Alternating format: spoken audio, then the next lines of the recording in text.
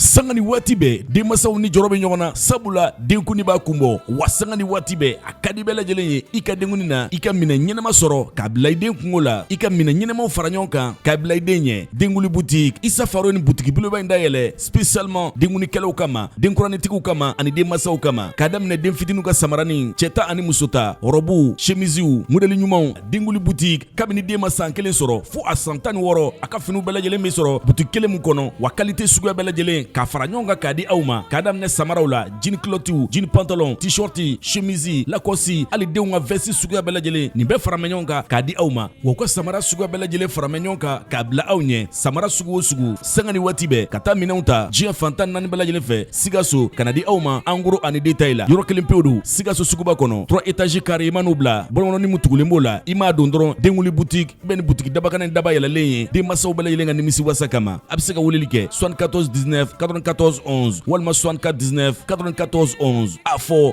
Denkuli boutique chez Isa Faro yɔrɔ kelen pewu Sikaso suguba kɔnɔ.